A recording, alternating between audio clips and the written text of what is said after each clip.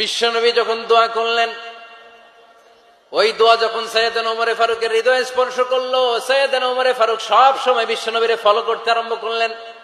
বিশ্বনবী ডানে গেলে লুকিয়ে লুকিয়ে ওমর ফারুক ডানে যায়, বিশ্বনবী বায়ে গেলে লুকিয়ে লুকিয়ে ওমর ফারুক বায়ে যায়। বিশ্বনবী একবার মসজিদুল হারামে যে নামাজ পড়তে শুরু করলেন, ওমর ফারুক তখন বিশ্বনবীর পিছু পিছু ছদ্মবেশে পেছন থেকে যে বিশ্বনবী কিভাবে নামাজ পড়ে দেখতে শুরু করলেন। বিশ্বনবী ইন দা মিন টাইম এশার নামাজে আল হাক্কাতুম আল হাক্কা তেলাওয়াত শুরু করে দিলেন। আল হাক্কাতুম আল হাক্কা তেলাওয়াত শুরু করে দিলেন। তেলাওয়াত করতে করতে বিশ্বনবী যখন তেলাওয়াত করতেছে, ওমর ফারুক এরকম দুলতেছে আর মজা পাচ্ছে। ওমিয়া বিশ্বনবীর কণ্ঠ বুঝি আমার মতো কণ্ঠ, আপনার মতো কণ্ঠ, আহমদ বিন ইউসুফের কণ্ঠ, আব্দুল বাসেতের কণ্ঠ না? আহা, বিশ্বনবীর গলায় যে কি সুরের ঝংকার আল্লাহ দিয়েছেন, কি সুরের লহুরি আল্লাহ দিয়েছেন, একবার যে শুনতো পাগল হয়ে যেত। আল্লাহু আকবার। বিশ্বনবী সূরা হাক্কা মন্ত্রমুগ্ধ তেলাওয়াতে, মন্ত্রমুগ্ধ সুর দিয়ে, মন্ত্রমুগ্ধ কণ্ঠ দিয়ে তেলাওয়াত করতে লাগলেন। এশার সালাতে ওমর ফারুক দুলতে লাগলেন। ওমর ফারুক যত শুনেন অবাক হয়ে যায়, যত শুনেন অবাক হয়ে যায়, যতই শুনে অবাক। কিরে? কারণ তিনি আরবি ভাষা বুঝতেন। এত সুন্দর শব্দের গাঁথুনি, এত প্রাঞ্জল বর্ণনা, এত সুন্দর অন্তমিল, এটা কবিতা না হয়ে পারে না। উনি মনে মনে ভাবলেন এটা মনে হয় কবিতা। It might be poem, it could be poem. Muhammad মনে হয় কবি হয়ে গেছে, তার কাব্য প্রতিভা দিয়ে সে এটা বানিয়েছে। তা না হলে এত সুন্দর কথা, এটা কবিতা না হয়ে পারে। ইন দ্য মিন টাইম বিশ্বনবী কিন্তু দেখতেছে না যে পেছনে ওমর। বিশ্বনবী তেলাওয়াত করছিলেন। ইন দ্য মিন টাইম বিশ্বনবী পড়ছিলেন, ওমা হুয়া বিকাউলি শাইরিন কলিলাম মা তুমিনুন। এই আয়াতের অর্থ হলো এটা কোনো কবির কথা নয়, খুব অল্প সংখ্যক লোকই তোমরা ঈমান আনো। সুবহানাল্লাহ পড়ে। এটাকে বলে কোইন্সিডেন্ট। কোইন্সিডেন্ট, হুট করে অনেক সময় মিলে যায়। যায় কি যায় না? আপনি একজনের কথা ভাবতেছেন ভাবতেছেন, বাজারে গেলেন, বাজারে যেই দেখেন ওই লোকটা দাঁড়ায় আছে। এরকম হয় কি হয় না? কোইন্সিডেন্ট।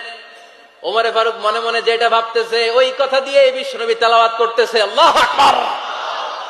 বিশ্বনবী যে আয়াত তেলাওয়াত করছিলেন, আয়াতের অর্থ হলো এটা কোনো কবির বানানো কবিতা না, খুব অল্প সংখ্যক লোকই তোমরা ঈমান আনো। ওমর ফারুক আটকে উঠলেন, থমকে দাঁড়ালেন। ঘটনা কি? আমি মনে মনে ভাবলাম, কিরে এত সুন্দর কথা, এটা তো মানুষের কথা হতে পারে না, এটা নিশ্চয়ই কবিতা, কবির কথা।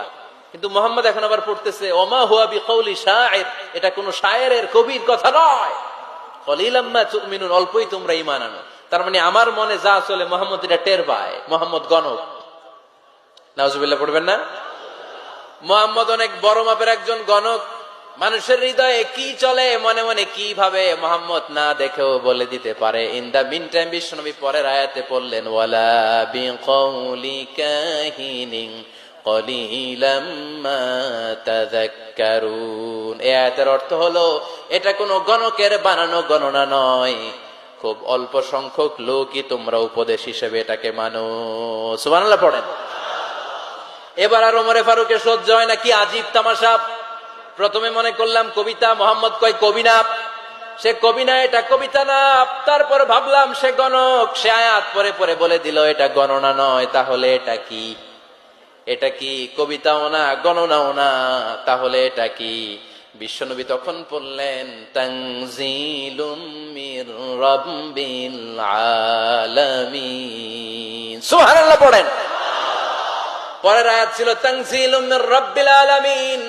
এটা দুনিয়ার কোন কবির বানানো কবিতা না, এটা কোন গণকের গণনা না, এটা কোন সাহিত্যিকের বানানো সাহিত্য নয়, এটা মহাবিশ্বের পরিচালক রব্বুল আলামিনের কাছ থেকে পাঠানো কিতাব কোরআন। সূরা হাক্কার ধাক্কায় ওমর ফারুক কাইত। প্রথমে ধাক্কাটা লাগলো যে দোয়া। বিশ্বনবী তাহাজ্জুদে কেঁদে দোয়া করলেন, আল্লাহ হয় আবু জাহেলরে দিবা নাইলে ওমররে দিবা। ওই দোয়া ওমর ফারুকের হৃদয়ে ছোঁয়া লেগেছে। এরপরে হাক্কা, সূরাতুল হাক্কা দিয়ে দিলে এক ধাক্কা। এই ধাক্কা খেয়ে উথাল পাথাল হৃদয়ের মধ্যে, হায় রে এ কি বাণী, এ কেমন কথা, কে মুহাম্মদ?